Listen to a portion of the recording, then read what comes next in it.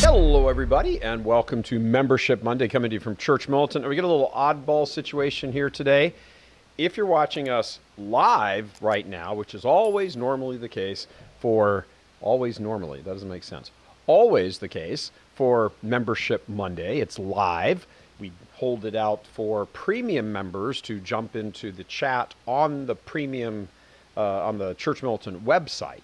However, because we want to break also, if you're watching this right now on the site on July 4th, it is the Vortex, where lies and falsehoods are trapped and exposed. Thanks for joining us for that. So if you're watching it live, it's Membership Monday. If you're watching it in the Vortex slot on Tuesday, July 4th, happy Independence Day to all our fellow Americans, except for Democrats who are communists and don't really count. And here we are. So, speaking of communism and Marxism, I'd like to talk about that if I can for just a moment. First of all, say hello to everybody who is in here. It's Kayla, Chatbot. Is that a room or is that us? Is that a person? Hi, Chatbot. Kate, Kayla, Anna Marie, John, Phil, everybody, hi. And then there's a bunch of other people watching on the YouTube part as well, live stream there. You're going to hear us talking about a theme in a lot of programming, a lot of articles and everything for the next, maybe, shall we say, couple of weeks. Just kind of leave it there a bit vague.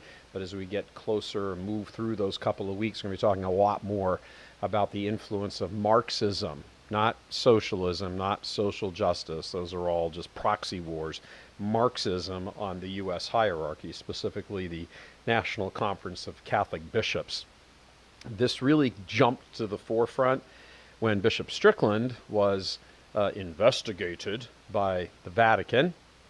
They sent at least one of those two bishops was notorious. I mean, that man should be behind bars. He shouldn't be investigating other bishops, whether he's retired or not. Of course, speaking of Gerald Kakanus, who's the retired bishop of Tucson, but was the rector at Mundelein Seminary, and despite complaints from all sorts of seminarians that another seminarian, Daniel McCormick, was harassing them and getting them drunk and groping them and sexually abused at least two young boys in Mexico during a break for a seminary in the summer. He went through and ordained him anyway. They didn't seem to care about that. So yes, Gerald Kakanus should be behind bars, Bishop Gerald Kakanus, not investigating bishops, particularly Bishop Strickland. Now, what does this signify? Well, we started thinking about it, mulling about it, and thinking and mulling and thinking about it in the studio, and said, isn't this interesting that anybody who crosses the line either into orthodoxy or political orthodoxy, and Bishop Strickland has obviously talks more about things in the church, but has also made some political minded type comments in general about the collapse of the culture and all of that. All of a sudden, it seems that the powers that be are going after faithful Catholics who are also political conservatives, not necessarily Trump supporters, but probably that would be a big crossover in 2016. So we're going to be talking a lot about that for the next 2 weeks. I just want to give you a little heads up to stay tuned to some things, very special stuff that we have planned. It's going to be, well, as they used to say, a really, really big show. So anyway, let's take some questions now and comments from everybody in here. What do we have? We have everybody saying hi, chiming in from Canada. Well, Canada, Kayla, is one of those things that we're ways of governing that the U.S. is, I wouldn't want to say slowly anymore, is now quickly a pace to imitate. Canadians will always say, well, you're about 20 years behind us, but you're quick on our heels. Well, I think we're starting to catch up. I would like to, if I can, just for a moment, talk about something else we did a Vortex on last week, I believe it was, and it was this new hate crime law or bill at the moment here in Michigan, and the problem with it is that, just let me give a little bit of recap. I touched on some of these things in the Vortex if you happen to see that Vortex, but this is a great opportunity to sort of air it out some. The law as it is written, or the bill as it is written, is aimed at killing off free speech from political, especially religious political conservatives. What they're trying to do, there is a class of speech that is not protected by the First Amendment. I think we would all agree with it. Slander, libel, child porn, that sort of thing does not deserve First Amendment protection. Right now, what is so-called hate speech is protected under the First Amendment. You can go up to someone and say, I hate you because whatever. But they're trying to take that category or that type of speech and move it from the category of protected into unprotected. And once it becomes unprotected, things can happen criminally and things can happen civilly. That is what's going on here in Michigan. That bill has passed out of the House. It is, as it stands right now, it is in the Senate and the committee that handles that. It's going to be largely untouched, if touched at all, according to sources we have in Lansing who are monitoring this situation very closely. They vote on it, and then it goes to Whitmer, Governor Gretchen Whitmer's desk for signing. Will probably take effect, as generally it goes January 1st. That isn't nailed down in stone or etched in stone yet, but come January 1st, there will be a law on the books in Michigan that makes it a felony, a crime, a felony, to harass somebody by saying something to them, get this, that they feel offended by. Yeah, you heard that right. I'm not exaggerating it. That's exactly what it is. I've been consulting various well-known and very smart attorneys who say that is exactly what the law is, and it's written so vaguely on purpose so as to make it very flexible in its application. So if the Attorney General here in Michigan, Dana Nessel, who's confirmed lesbian, if she wants to have somebody or others prosecuted for saying things that somebody finds offensive, she's got all the power in her hands with that state law in her hands to be able to go ahead and prosecute. It's a very troublesome turn here in this state. Of course, Church Militant is here in Michigan, the Detroit area. We are, it's one of the reasons we're paying very close attention to it. If you're not in Michigan and this law passes, you can expect that many other blue states, if you happen to live in a blue state or even a purple state, if they're able to get this law through and pass it, they will do it there too. It is quite the hoops you have to jump through to go through this. I don't want to belabor the whole show on this conversation, but I just want people to understand that's where things are going, and at this particular point in time, Michigan is leading the way. Up to 5 years in prison, not county jail, state prison. That's with rapists, murderers, all of that, and a $10,000 fine. And regardless of when you're arrested, charged, prosecuted, tried, found guilty or not guilty, once that process, the criminal process, has played out, then the offended party can come after you civilly. They can sue you for violation of their civil rights. Even if you win such a suit, you will pay a good deal of money, trust me, to protect your rights. This is not a good development by any stretch of the imagination. So that's an update on all of that. Since then, let's turn to some questions here. This is Amory Booch. Michael, what are your thoughts on how a soul who might make it to heaven be happy there if all or any of his loved ones end up in, in hell. I thought it said Rome for a moment. Sorry. I've got a big monitor here off to the side, and as I saw an R, I'm like, what? In Rome? Well, you have to remember that the condition of the soul once it is in once it's saved, it can be in purgatory or in heaven. That soul is now in perfect conformity with the will of God. If it is the will of God that a soul be damned because that soul chooses to be damned, God isn't going to interfere and blow up that soul's free will. So it isn't that your loved one, the relationships are different in the next life than they are here. I know it's very tough to kind of think that, but you won't. St. Thomas Aquinas, if you want to put a point on it, St. Thomas Aquinas says that on the last day, as the souls that are damned are descending into hell with their bodies, the souls who are saved with their bodies and ascending to heaven will cheer the damnation of those people. They made themselves enemies of Christ. You are now perfectly conformed to Christ. Christ doesn't will in the sense that he wanted them to choose against him to go to hell, but they did, and he gave them what they chose. So Christ allows it.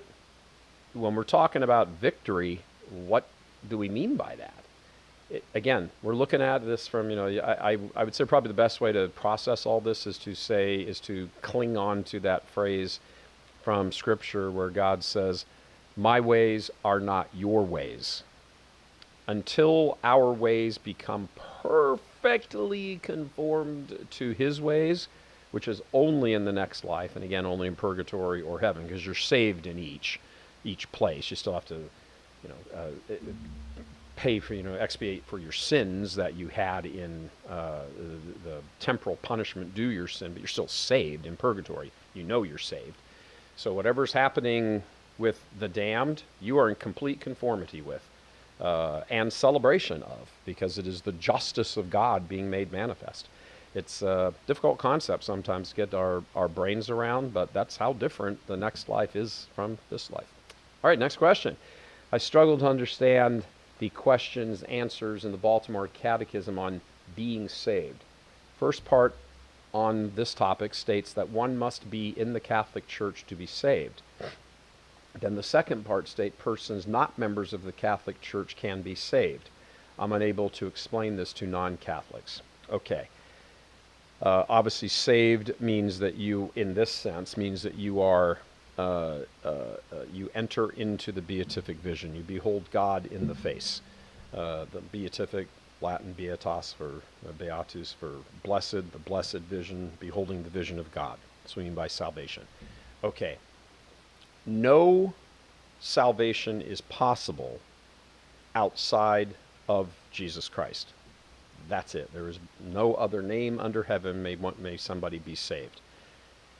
The Catholic Church on earth is the bride of Christ. That's why St. John in the book of Revelation puts those two together. I saw a new Jerusalem coming down out of heaven, adorned as a bride to meet her groom. So that's near the very end of the Bible. What's at the very beginning of the Bible? It's the joining of Adam and Eve, which our Lord in the Gospels refers to. For this reason a man leaves his mother and father and clings to his wife, and the two become one flesh. That's why marriage, with all of its problems and whatever fights and emotions and things from fallen human beings, that's why it is a model of the unity between Christ and the church. So on earth, because it is a perfect unity between Christ and his church, it's a divine society. The individual sinners in it, you, me, us, bishops, whoever, they don't detract from the reality of the union of Christ and his Catholic Church. They may mar that beauty. We may mar that beauty. We may disfigure that in the eyes of the beholders of the church, but the unity remains. So it is very accurate to say that the Catholic Church is Jesus Christ present on earth. So when St. Paul says, by no other name can anybody be saved, there's an equivalence between Christ and the church. So when the Catechism says you cannot be saved and be outside the Catholic Church, it's a restating of you cannot be saved apart from Jesus Christ. The next part of the question is how can people then be saved who aren't members? There is, remember the beginning, the foundation is that God wills all men be saved and come to the knowledge of the truth. That's the foundational thing. Does somebody have the ability, does a non-Catholic have the ability to enter into the beatific vision even though while here on earth they were not a formal member of the church. Well, uh, what about the uh, what about the 2-month-old baby who is baptized as an Episcopalian and dies of sudden infant death syndrome? They weren't baptized, well, they were baptized in the Catholic Church, although they don't know it. The parents don't realize it, perhaps. They're baptized in, because there's only one Lord, one faith, one baptism. There isn't really such a thing as an Episcopalian baptism or Baptist baptism, or as long as it's Trinitarian baptism, you are incorporated into the church. However imperfectly, and whatever faith tradition you may be raised in, which gives you an imperfect view of the church, you are still incorporated into, through a Trinitarian baptism, has to be Father, Son, and Holy Spirit. You're still incorporated into the life of the church, even though you are there in an imperfect, separated way. I suppose you could phrase it that way. But what about the, I don't know, the 4-year-old who's over in the jungles of, or the island of Madagascar? Never heard the name Jesus. Parents never heard the name Jesus. Nothing, zero. And the 4-year-old dies. Hasn't attained the age of reason, but he hasn't been baptized either. So what about him? Is he damned because he wasn't baptized? Somewhere in the mystery of salvation, in the economy of salvation, for a soul that God wills be saved, doesn't create a soul to go to hell, creates the soul to go to heaven, to be with him for eternity, come down and come back to him. So if you're talking about an example like that, a child who has not yet attained the age of reason and hasn't been baptized, there's the theological speculation, I suppose you could say, well, they can't go to heaven because they're not baptized. They can't behold God in the face, but they certainly can't go to hell, like with Satan and serial killers and adulterers and abortion and all that. I mean, they're going to wind up there. So what is it? Well, one of the things the scholastics treated with regard to this was they said, well, there's limbo. Limbo was a shortened version, truncated version of the word limbus.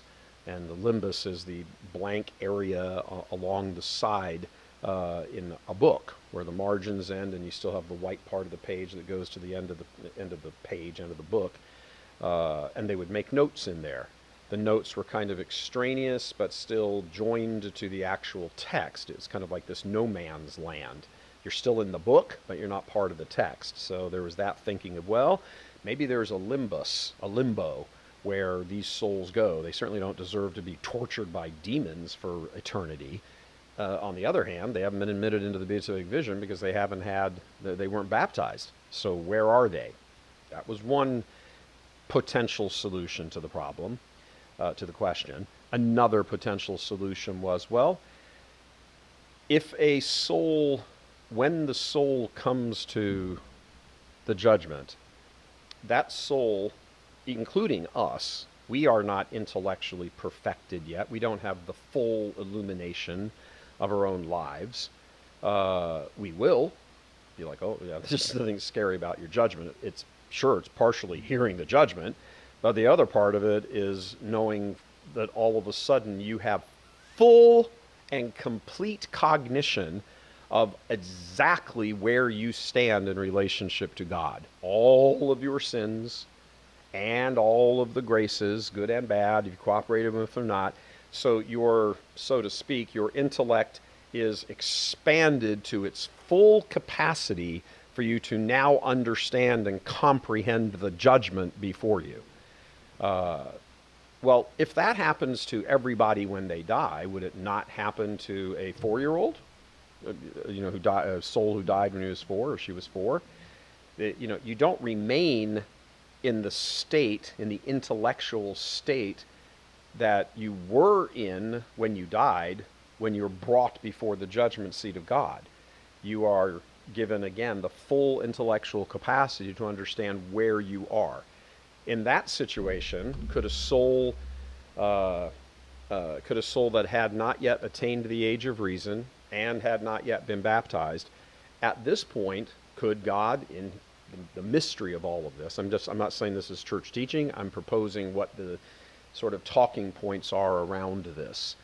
Could God not illumine the intellect of that child, although it's not a child anymore, could he illumine that child's intellect and make the child completely aware of all of its options, and then the child, never having, while yes, having had original sin, never had actual sin, simply choose God? Is there a mechanism in the divine economy by which God allows that soul, who wasn't baptized through no fault of its own? That's the point here. So even in the justice of God sits inside the mercy of God. The first act of God is to want you to come to heaven. He doesn't put up roadblocks. As a matter of fact, millions of times in most of our lives, he gives us every opportunity to not choose him. Everything he does is an opportunity, inspiration of this or that or whatever, to choose him. So when a soul who had not chosen one way or the other because of age or lack of intellect, this could be a 30-year-old person who had severe mental retardation. The age part doesn't matter. The question is the part of the intellect. How formed was the intellect? How informed was the intellect when the person died and now is ushered into the judgment seat of God, before the judgment seat of God? How does God treat that soul?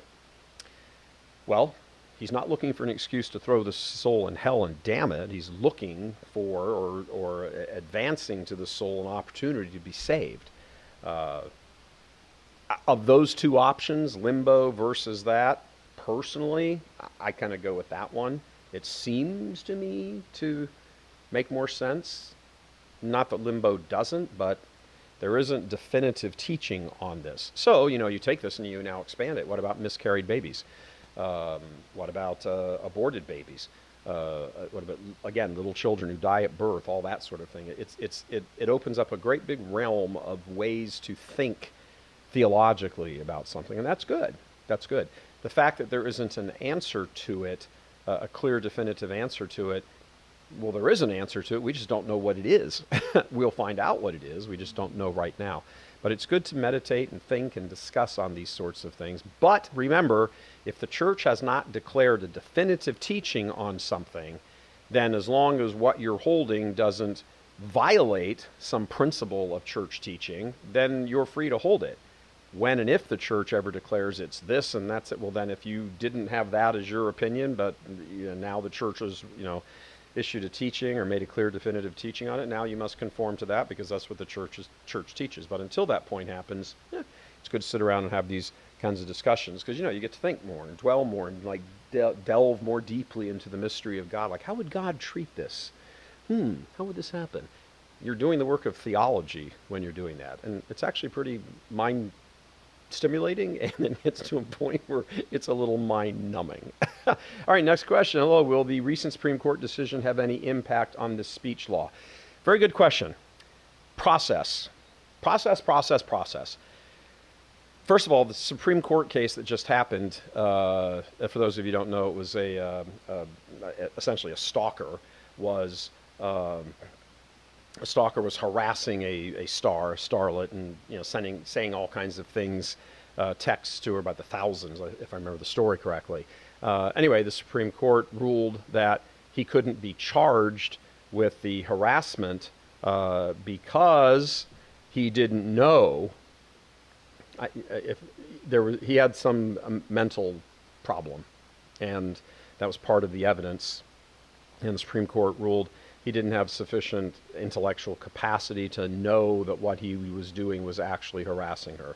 Whether that's true or not doesn't matter. That was the precedent that was set. So, in a narrow case, let's say you're standing in line here to Dairy Queen in Michigan, this law has gone into effect, it's on the books, and I don't know, there's some purple hair pronoun dude standing in front of you, and you say to him, "Hey, do you mind if I ask you, why your hair's purple and why you got a shirt on that says, my pronouns are he, she, it, they, we, when you're a dude?" If you don't know that what you're saying is harassing him, that might be a legal out.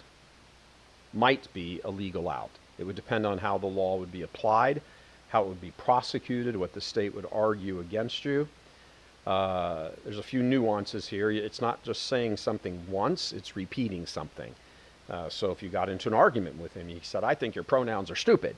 And he yells something back at you and go, yep, I think it's stupid. You're obviously a guy, you're born a guy, you're a guy, that's it. I mean, your purple hair just looks stupid, but your pronouns are stupid. You're a guy, you're a he, you're a him.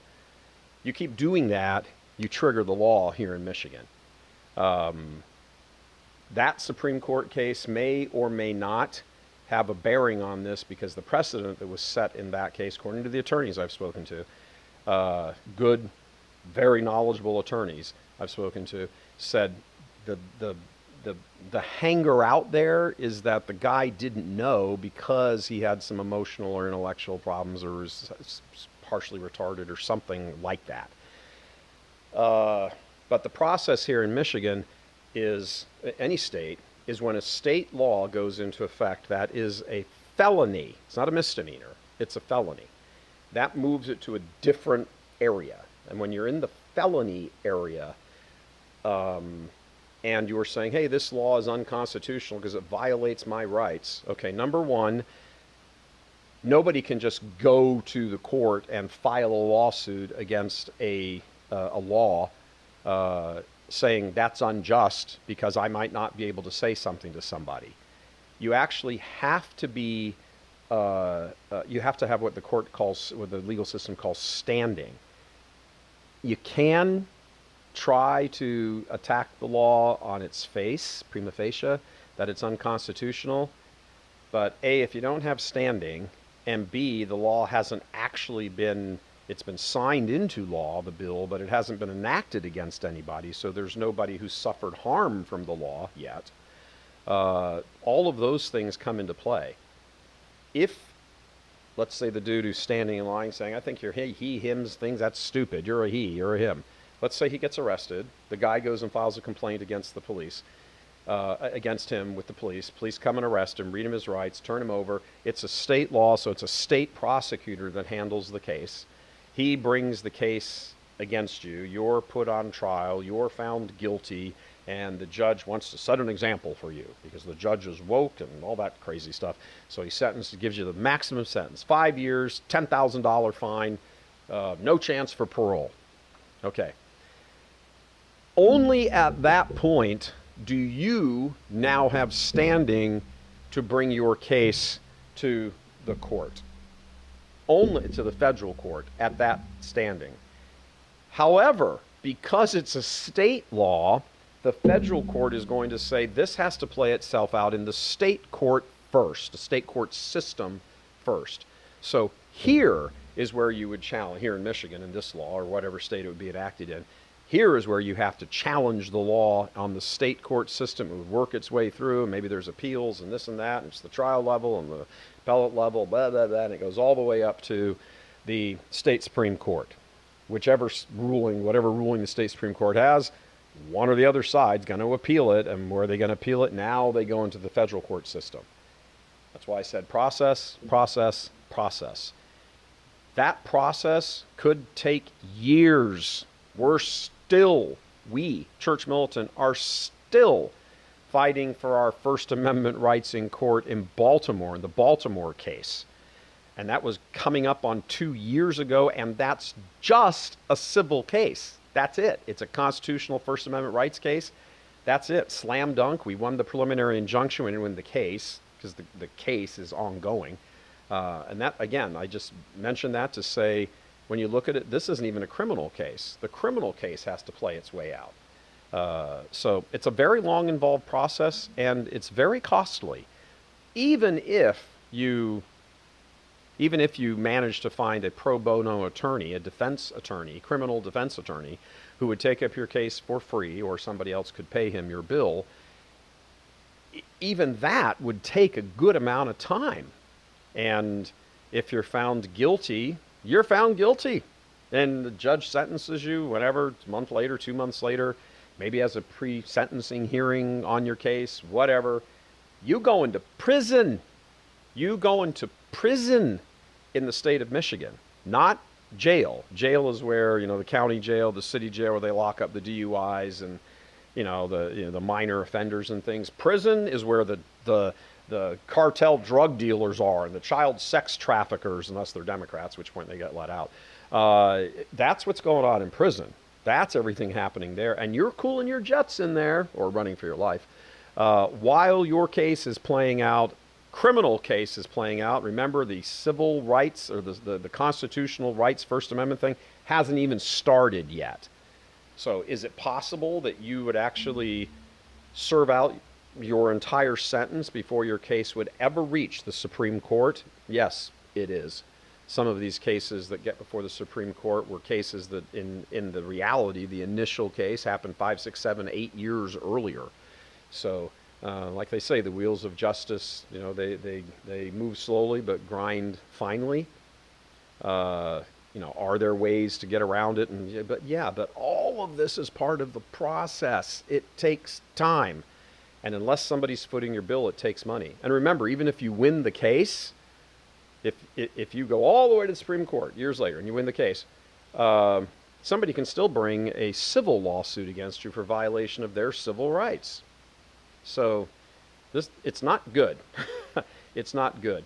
I think a lot of people, because they watch Law and Order or Chicago PD, and they TV law and courtrooms is not how it works in reality. Trust me. Just as a little principled template, yes. That's not how it works in reality. Lawsuits, law cases, legal cases, criminal cases are involved. They're long, there's delays, there's motions being filed, challenges to the motions. The judge wants a brief. They schedule it for 3 months down the road. Then one of them asks for a continuance. They give them 2 more months. That's how the system works. It takes years, oftentimes, to resolve virtually anything in a court system. So, do you think this bill was made strictly against Catholics? Well, I think it's made strictly against people who will challenge the prevailing sexual mores of Michigan. And, look, if the law passes in Michigan, which it's going to pass, and it's written in a very vague sort of way, and then other states, Gavin Newsom in California is going to say, hey, state legislature that we control here, let's pass it here. New York with Hochul and the whole thing there, they control the state government there. Those are blue trifecta states, meaning they have all the branches of government in their control. They're Marxists. They're about shutting you up in the first case and then killing you if they need to in the second case. That's what they want. So that's your beginning point. You're not dealing with somebody who's sitting across the table trying to achieve the same end you are, and you're just having a discussion about strategy. They want you dead. They want you silenced, and they want you dead because you are an opposition to their plan. And again, you don't share the same goal. The conservatives have missed this point forever. Forever. No, whatever that oomph is in that the left has, the whole woke mob, that communism thing, that oomph, like let's destroy everything in front of us. That's the right is just meek and no offense, ladies, but the guy's girly and let's just really want to give offense and watch your tone, and that's just how it goes. And you're getting steamrolled because you don't have the you-know-whats to stand up and fight against it. And what's happened here in Michigan now? Gave way. The whole state. This is the now officially, and it already was. Lots of people don't know that Gretchen Whitmer signed a bill 2 weeks ago here in Michigan. I just found this out the other day. Signed a bill in Michigan 2 weeks ago, now making it illegal. Gay conversion therapy is now illegal in Michigan. You can go to prison. It's a felony. This is what they do. One thing after another after another. They've only had the government for 5 months, when the bills were introduced, it was 5 months. They won in November, but they didn't take power until January. February, March, April, May, June. 5 months. And they're already sweeping through, tearing everything apart. That's what they do. And conservatives just do not want to face the music on this. They want to hold on to their dreams and their these weird fantasies that they have. Well, we can just go to court. And are you mad? They want you dead. They want you dead. And until you step up and realize that's what it is, you're never, ever going to have a prayer of winning anything with it. All right, I recently heard a quote attributed to St. Augustine: using money to make money is simply evil. Too bad I could not have heard that 50 years ago or a year ago, considering how much time is wasted and money lost in the stock market of ordinary people like me. So what is the church's teaching on this? And this is much more than just a teaching on usury, but would include most anything in the stock market if you take St. Augustine's comment to its logical conclusion. All right, I have to begin by saying I haven't heard that quote from St. Augustine. I'm not saying that it isn't the case. I personally have not heard that quote from St. Augustine, so I don't know. But for the sake of the discussion, let's assume it's true. It's accurate. The idea that the church makes investments. Every parish makes investments. Every Catholic order has, practically every Catholic order has investments. They have endowments. The whole system of that is built on lending money and getting money back for the use or the loan of that money. So it is a little.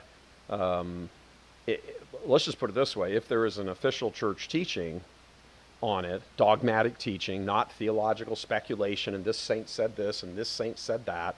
And if I can do a little sidebar on this, you hear this all the time. Saint whoever said this and saint whoever said that. A saint saying something is not automatically church teaching. Saints can be wrong. They could be arguing with other future saints about something. Just because somebody is holy doesn't mean that they are correct.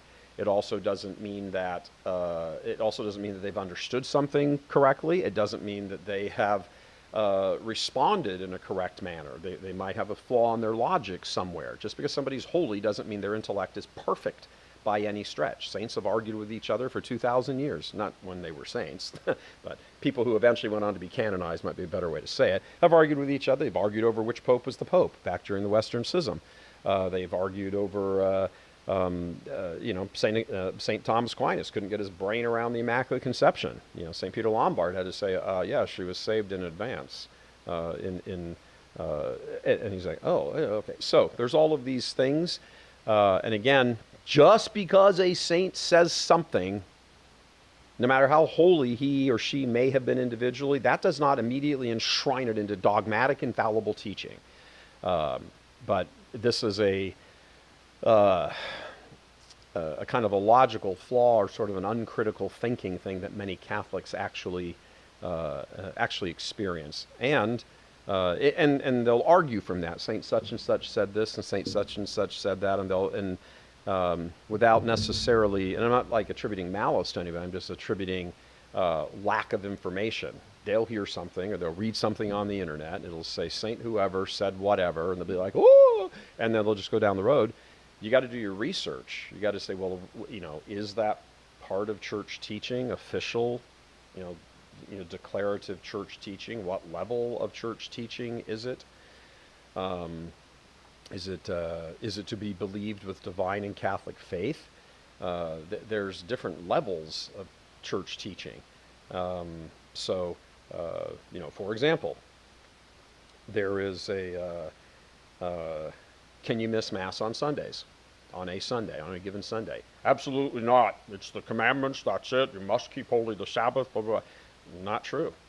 You're allowed to miss Mass on Sunday if you're sick, if you're traveling and you can't get to Mass, if something happens beyond your control. It's that you have to willfully miss Mass on Sunday. Just, I'm not going because I want to, sit home and eat hot dogs. However, so there's the teaching, you must fulfill your Sunday obligation and attend Mass. Oh, except for these reasons here which exempt you from it. There is no exemption. That's a level of teaching. There's no exemption from, I don't ever get to sit around and say, Jesus Christ isn't really divine. He isn't really the eternal Logos incarnated. I'm not going to believe that today. There's an exception for me to be able to not believe that. No, there's not. So there are levels of church teaching. You must give full and complete consent to certain teachings. You, as the teachings sort of scale down, certain exceptions will come up. And it's not an exception to a church teaching about missing Mass on Sunday. There is an exception built into the teaching, which, if you sort of ring that cherry, so to speak, because of the circumstances you're in, well, okay, that's what it is. So there are different levels of church teaching. A saint saying something does not make it official dogmatic church teaching that if you deny or go against or whatever, you're damned. That isn't the case. If a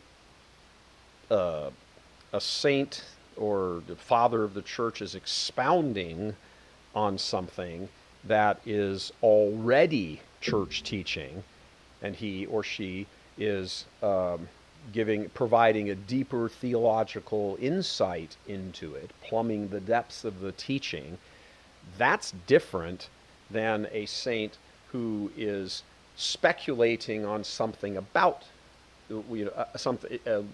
Is it limbo, or is it the baby just comes to God and God illumines his intellect? Neither one of those is church teaching. So you can't say, well, St. Jerome said that unless you're baptized, willfully baptized, and you've got your parish card ID in your wallet, you're damned. Well, okay, St. Jerome may have said that, but it ain't true. So you have to be very careful when somebody proposes and puts out to you, hey, a saint said this. And I'm going on about this a little bit on purpose because in the age of the internet, it's internet catechism, there are lots of things that are good about it. You have more access to information today than ever in human history. So that's great. It's also being accessed by people who have the least amount of knowledge about what it is they're reading than at any time in human history. The preaching and the catechesis of the church has been abysmal for 60, 70 years now. And everybody knows that. We know it. I've been talking about it for, almost 20 years now at Church Militant. So when you come across something on the internet, it's one of the things I really like about having a media background, a news reporter, journalism background, that when somebody says something, it proposes something to your intellect for you to believe, is what I mean by says something. Your first response, St. Paul says, discern the spirits. Your first response should be, how do you know that's true? Not, oh, and then run down the road and tell your friends. How do you know what the person's telling you is accurate? Let's leave aside they might be malicious and they're just lying to you or trying to deceive you. Let's not go there. Let's just say they got it wrong for whatever reason. And they just say it to you and you just accept it. And then you run on and tell, this is that, the Pope's a heretic, blah, blah, whatever the case is. You have to critically think your way through things that are proposed to your intellect. And very, very, very many times in the Catholic world, I see this a lot. That people just uncritically accept what somebody tells them about the faith or a teaching or whatever it is, and they sort of begin to build their world around it. And that has a knock-on effect about how they see other things. That is not a Catholic way of thinking at all. When somebody says, I'm not talking about if they say this is what the church officially teaches about whatever. Duh. I'm talking about when somebody finds a quote from a saint, or this person had an apparition and they said blah. This is like the dominant thing in the church now among lay Catholics. They'll just go on the internet, or they'll hear something that somebody else told them that they saw or heard on the internet or read on the internet, and somehow it just rises to the level of that you have to believe this with divine and Catholic faith or you're going to be damned. It's just not true. So for those of you who are listening tonight, please take this to heart. When somebody proposes something to your intellect, no matter who the person is, do not just willy-nilly accept it. Ask questions. Again, I'm not talking about if they're telling you this is what the church's official teaching is. I'm not talking about that. I'm talking about they say, well, this saint said whatever. I saw this apparition. Or bleh. How do you know what's being told to them was told accurately and is being relayed to you accurately? In news, in journalism, we have a thing where we just call sourcing it, meaning you always go as far back to the original source document and material that you can. It's not enough to read, I don't know, whatever, the Washington Post's version of a trial deliberation and argument. That part might be accurate, but it might not be complete. So you have to ask questions. And then if they're saying, well, it says this, click on the link and go back to the actual affidavit that they're talking about. And all of a sudden, guess what? You find out, well, that's not actually what the affidavit says. That's your interpretation of what the affidavit says. Look, you're dealing in the business of truth as Catholics. You're dealing in the business of truth as a person. It's Jesus Christ. So you're dealing in that arena. You better be certain that what you're hearing is verified by you. Doesn't mean you don't automatically disbelieve the person, but if any little bell goes off in your head, you have an obligation, if you're going to do something with the information, you have an obligation to check out the veracity of that information. You just do. That's what we do at Church Militant every day, the whole staff, 47, whatever it is we are. It's what we do. We hear something, and like, oh gosh, it's true. Or we hear something, oh, that can't possibly be true. We don't know. So, again, just because a saint is quoted in something, is it something you might want to have for your own edification? Sure, we quote Bishop Sheen left and right. Bishop Sheen's not infallible. Nobody's infallible except the magisterium of the church when it's declaring official teaching. And of course, our Blessed Lord and Our Lady and that sort of thing. But, any apparitions and so forth that are church approved.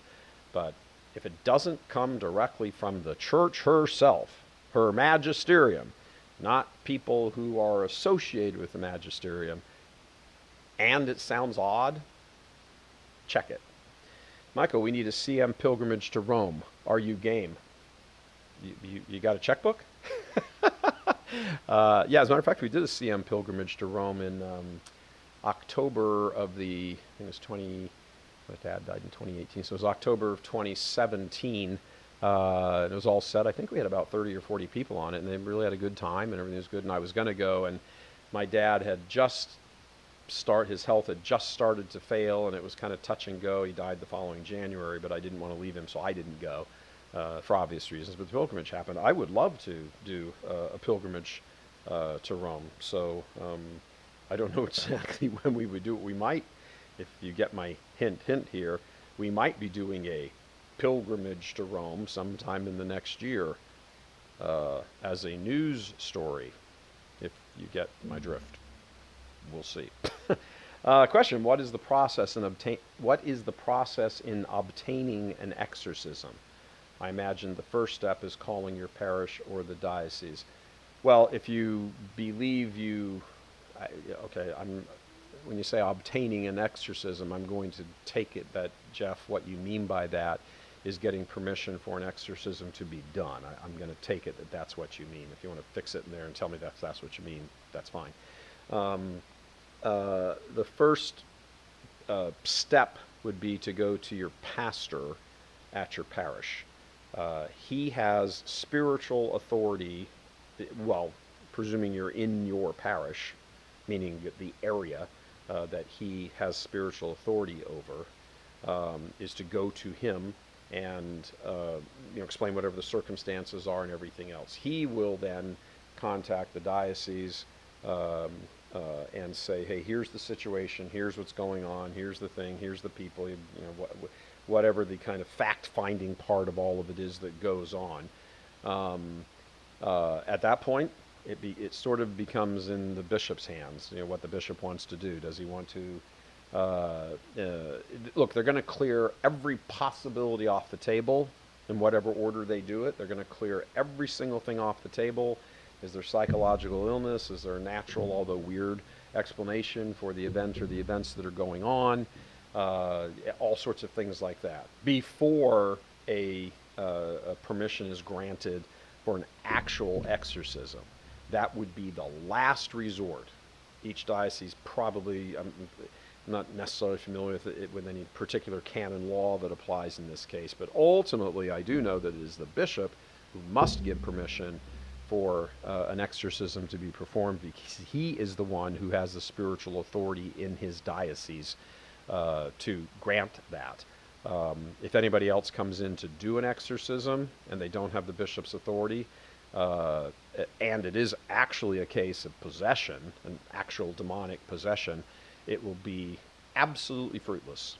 The demons are extremely legalistic and very hierarchical. And if you, or this priest that you bring in, some renegade priest or whoever it is, even a canceled priest, if you do not have the permission of the requisite authority, which is the bishop of that diocese, then that exorcism has no impact. And as a matter of fact, I wouldn't even dream of thinking along those lines, because you have no idea how much you might strengthen the enemy in a situation like that. Don't mess with demons. Don't mess with them. That you say your prayers, be a good Catholic, live your life, stay in a state of grace. If you're not in a state of grace, stay in confession, all the stuff. That's how you normally ward off the demonic. As lay people, that's what we do. If there is an actual case, go to your pastor. If your pastor is not giving you satisfactory to your satisfaction, I don't mean he just doesn't agree with you and now you don't care. There's got to be some substance to what's going on here. We're venturing into a realm that really isn't our place to be in. The church provides the normal means for the salvation of souls. The sacraments, the devotional life, all of those things. Those are the normal means by which somebody can either get into or remain in a state of grace and die in that state of grace. When you start moving into these kinds of things, they're obviously real. I'm not denying the reality of them. I'm saying that some people, I'm not saying you, Jeff, I'm just saying some people have become enamored with all of this. It starts to kind of supplant the faith itself and the sort of day-to-day, and they become kind of enamored and glommed onto the demonic and possessions and the occulty kind of stuff. And you see the same thing happening with Catholics, with apparitions and private revelations and all. The faith, it doesn't get canceled, but it becomes secondary to all of this stuff, signs and wonders, and it's a very dangerous road to go down. So whatever the church rules, and in this case I'm talking about the bishop, rules in a particular case, that's it. And it doesn't matter, he's a bad bishop, and he's horrible, and he sucks, and he's a crook, and he protects sex abusers, and blah, blah, blah. That doesn't mean he loses his spiritual authority. It means in those cases he's abusing it, but whatever he does in this particular case is what he does.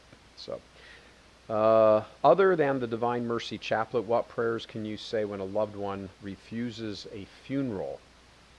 Meaning that you simply doesn't want to have a Catholic funeral and has made that clear. Well,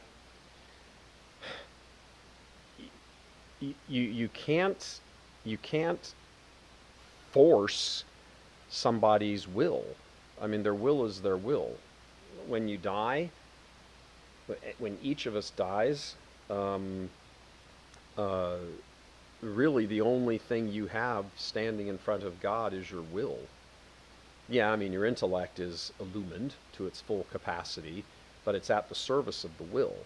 Only thing you take with you when you die is your will. So if somebody says, I absolutely refuse, blah, blah, I don't really think you can, I don't know, I've never heard this question before. I don't think you can have a Catholic funeral for them against their will. However, you can certainly have masses said for them. You can have Gregorian masses, the 30 days in a row mass for their soul. You can offer up all sorts of things. If they die and they say, I don't want to have a Catholic funeral, I don't believe any of that, blah, blah, get out of my face, I don't care, and they die like that. Well, remember, when it comes to the judgment, their judgment, God is outside of time. So if God knows that in the future you're going to have offered up all of these prayers and and the after they're dead. Divine Mercy chaplets and Gregorian masses. Well, God knows. God's outside of time. That's not the future. It's the future to us, but it's not to him. So at that person's judgment, that person's individual judgment, God, so to speak, in time, reaches into the future and pulls the grace benefits of all of those efforts on your part, all those spiritual efforts, masses and prayers and rosaries and everything else, and pulls them to the person's moment of judgment. That doesn't mean it will change the person's mind, but how God would respond to that person, you don't know at like the absolute last moment that you may not even know the person had. The effect of all of that could be brought to the moment of that person's death and judgment, and you'd never know it. There is a very good priest here in Detroit who I've known for many, many years, and somebody asked him a question once about praying, how long should you, keep praying for the dead? And he gave a really good, simple, solid Catholic answer. He said, until you meet them again. And so, that's about as good. I actually have goosebumps thinking about his answer. I had goosebumps when he said it, and thought, that's really cool, because that's what it is. So you keep praying for somebody, no matter what you think the condition of their soul was when they died. We're not the judges. We are the conveyors, the vehicles of grace for people by the power of our baptism and our confirmation and being in a state of grace. We are vehicles of grace, reservoirs of grace that spill over, as St. Francis de Sales described it, analogized it, and that's what you should do. There is no way to know what the condition of somebody's soul is at the moment of their death. Still don't know, and I'll be, I got a couple minutes, I'm going to be a little personal here on something to show you this, because I have a spiritual concern. When my brother died, about a year before my brother died, he died very suddenly. My mom, I knew, was dying. We just didn't know exactly when it was going to be until it kind of became obvious that she didn't have that much time left. My brother died while something was going on in his life that was not good. And he died of a heart attack at 48. He just dropped dead. As it turned out, there's a little lack of clarity over a teeny little bit of the circumstance, but he was a psychologist. He was on the computer doing a counseling session with one of his patients. That lady, she was in Dallas somewhere, he was in Corpus Christi. That lady saw him on the screen like pitch forward and grab his chest and pitch back and fall down. She saw that. And she thought that he had died and fell out of the chair. His body had fallen out of the chair. We don't know that. There's no way to actually know that. Nobody was in the house. My brother's wife and her girlfriend were out shopping or something when this happened. They came home to the police, to find the police there, because the lady patient had called the Corpus Christi police and said, I think he just died. And so they showed up at the house, let themselves in, and there he was. I have always wondered, because I happened to have been told some information after he had died, and I've often wondered where he wound up, because what he was involved in was not good. However, I also know that as my mom had offered her prayers for me, she had also offered her prayers for him. So I don't know, as he was falling to the ground, was he still alive? When he hit the ground, did he have 2, 3, 4 seconds of comprehension left? Did he have enough comprehension to be able to be aware, because of all of the prayers, for example, of my mom, my grandmother, and all these people, all the prayers that God knew at that instant that I would offer for him, I would, his brother, all these years in the future. My brother's been dead almost 20 years now. God knew all of those prayers. Did he bring all of those prayers from what to us is the future, but to God is this instant, and apply them right there as kind of like a, Marshall, you've got one moment to repent, and that kind of call from the divine, that echo across the chasm of eternity, would have inspired in him the desire to repent. I don't know. I pray that's what happened. I have never stopped praying for my brother, but I don't know the disposition of his soul. I was there when my mom received the apostolic blessing. I was there when my father died. I held their hands. I was in the room. I know what the condition of their soul was as much as I can possibly know. I've no idea what the condition of my brother's soul was. So I say all that to say I feel your pain on this, but the pain has to be mitigated with the we don't know. In the end, we don't know. God does.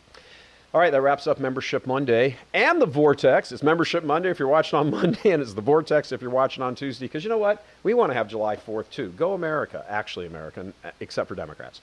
That's it for the coming to you from the basement here of the Fortress. Thanks very much for joining us, and of Membership Monday returning again next week. God love you all.